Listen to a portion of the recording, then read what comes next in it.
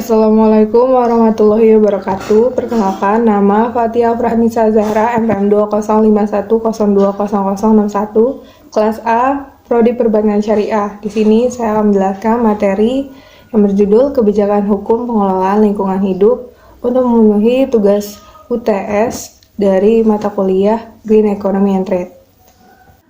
Yang pertama yaitu masalah dari kebijakan hukum pengelolaan lingkungan hidup. Kebijakan lingkungan suatu perusahaan di suatu lokasi harus sejalan dengan pemerintah, karena sulit untuk membayangkan suatu sinergi di dalam satu kebijakan jika berbeda kebijakan dan arah pengembangan.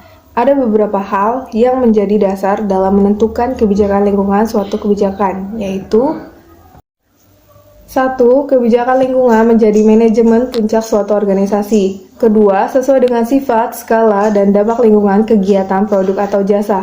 Ketiga, komitmen terhadap peningkatan kualitas lingkungan secara berkelanjutan, pencegahan pencemaran, kepatuhan terhadap peraturan lingkungan, dan persyaratan lain yang relevan. Keempat, memberikan kerangka kerja untuk membuat dan mengkaji tujuan dan sasaran lingkungan. Kelima, didokumentasikan, diterapkan, dan dipelihara, dan dikomunikasikan kepada semua karyawan maupun masyarakat. Keenam, tersedia kepada masyarakat. Selanjutnya yaitu solusi atau upaya pengelolaan lingkungan hidup di Indonesia.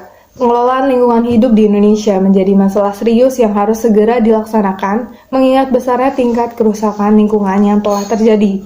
Upaya-upaya tersebut berkaitan erat dengan kegiatan-kegiatan manusia yang selama ini dianggap dapat mengancam kelestarian dan kestabilan lingkungan.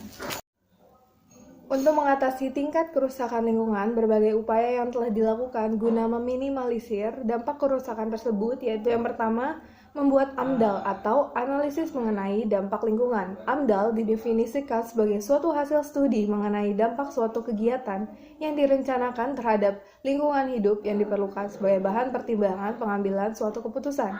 Dengan adanya AMDAL, dampak kegiatan yang dilakukan khususnya yang berkaitan dengan lingkungan dapat diminimalkan karena telah ada perencanaan matang sebelum melakukan suatu kegiatan.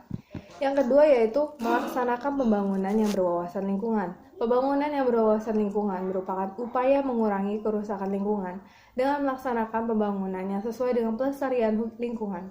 Dengan diterapkannya AMDAL sebelum melaksanakan pembangunan, berarti pembangunan yang berwawasan lingkungan telah dilaksanakan. Ketiga, menerapkan prinsip pemeliharaan daya dukung lingkungan dalam pengelolaan sumber daya alam.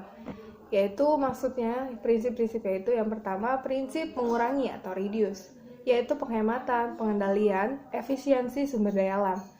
Prinsip selanjutnya yaitu prinsip memakai ulang atau reuse, yaitu hasil-hasil produksi primer sumber daya alam yang dapat terpakai tetapi masih memiliki nilai guna untuk kebutuhannya tanpa proses daur ulang. Prinsip selanjutnya yaitu prinsip daur ulang atau recycle, yaitu pengolahan kembali bahan bekas dalam bentuk sampah yang tidak mempunyai nilai ekonomi menjadi suatu barang yang berharga dan berguna bagi kehidupan manusia. Hal-hal yang berhubungan pelestarian daya dukung lingkungan harus senantiasa dilakukan sehingga lingkungan juga dapat memberikan yang terbaik bagi makhluk yang hidup di bumi ini. Solusi yang keempat yaitu menerapkan pengelolaan limbah secara besar. Pengelolaan limbah secara besar dimaksudkan agar limbah yang dihasilkan oleh suatu kegiatan dapat dikelola secara benar agar tidak menimbulkan pencemaran terhadap lingkungan. Dengan demikian, tingkat pencemaran dapat diminimalkan sehingga tidak merugikan makhluk hidup.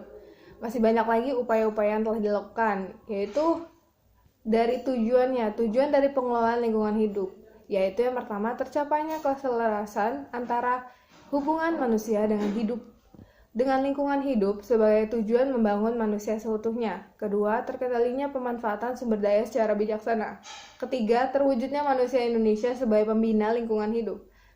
Keempat, terlaksanakan pembangunan berwawasan lingkungan untuk kepentingan generasi sekarang dan mendatang. Terakhir yaitu kelima, terlindungnya negara terhadap dampak kegiatan di luar wilayah negara yang menyebabkan kerusakan dan pencemaran lingkungan.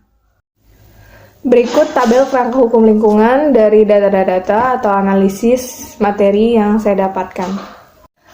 Baik, itu saja materi yang saya sampaikan. Kurang lebihnya saya mohon maaf dan kepada Allah saya mohon ampun.